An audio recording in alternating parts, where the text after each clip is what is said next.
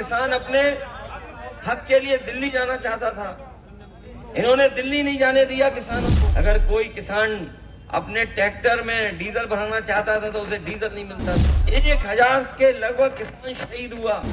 ये 3 काले कानून वापिस जरूर लिए हैं, लेकिन जो सुविधा और जो मदद किसानों को मिलनी चाहिए वो सरकार नहीं दे रही है। वो समय जब किसान अपने हक के लिए दिल्ली जाना चाहता था, इन्होंने दिल्ली नहीं जाने दिया किसानों को। जो आंदोलन में बैठे थे वो दिल्ली नहीं पहुंच सकते थे। बड़ी बड़ी आरसीसी की दीवारें लगवा दी, सड़कों पे कील लगवा दी। अगर कोई किसान अपने ट्रैक्टर में डीजल भराना चाहता था तो उसे डीजल नहीं मिलता था। पुलिस लगा दी। 1000 के लगभग किसान शहीद हुआ। तब जाकर के सरकार ने 3 काले कानून वापस ले लिए। ये 3 काले कानून वापस जरूर लिए हैं, लेकिन जो सुविधा और जो मदद किसानों को मिलनी चाहिए वो सरकार नहीं दे रही है। आज भी अगर आपने गेहूं तैयार कर लिया, जहां आपने फसल तैयार कर ली, अपना लागत का हिसाब किताब लगा के बताओ, आपने बाजार में अगर गेहूं बेचा होगा, सरकार ने तो नहीं खरीदा किसी का गेहूं, लेकिन बाजार में आड़तियों के माध्यम से जो गया, क्या आपको कीमत मिल गई क्या? और जो बड़े बड़े लोग हैं, जो बड़े बड़े उद्योगपति हैं, यहीं से हमारे किसानों का पूरा गेहूं ले लेंगे और बाद में आपको वही गेहूं बड़े बड़े शहरों में आटा बन करके पैक होकर के बिकेगा।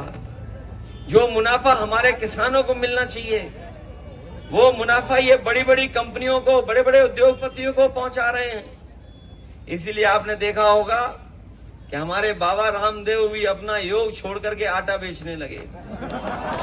बताओ, बेचा आटा नहीं बेच रहे हैं। वो समय जब किसान अपने हक के लिए दिल्ली जाना चाहता था, इन्होंने दिल्ली नहीं जाने दिया किसानों को।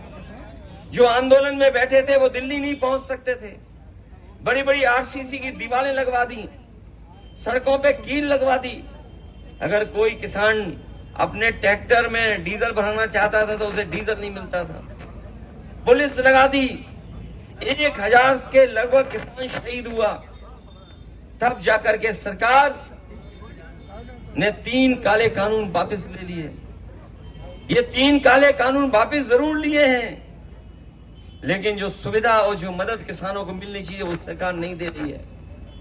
आज भी अगर आपने गेहूं तैयार कर लिया, जहां आपने फसल तैयार कर ली, अपना लागत का हिसाब किताब लगा के बताओ, आपने बाजार में अगर गेहूं बेचा होगा, सरकार ने तो नहीं खरीदा किसी का गेहूं, लेकिन बाजार में आड़तियों के माध्यम से जो गया, क्या आपको कीमत मिल गई क्या? और जो बड़े बड़े लोग हैं, जो बड़े बड़े उद्योगपति हैं, यहीं से हमारे किसानों का पूरा गेहूं ले लेंगे और बाद में आपको वही गेहूं बड़े बड़े शहरों में आटा बन करके पैक होकर के बिकेगा। जो मुनाफा हमारे किसानों को मिलना चाहिए, वो मुनाफा ये बड़ी बड़ी कंपनियों को, बड़े बड़े उद्योगपतियों को पहुंचा रहे हैं। इसीलिए आपने देखा होगा कि हमारे बाबा रामदेव भी अपना योग छोड़ करके आटा बेचने लगे।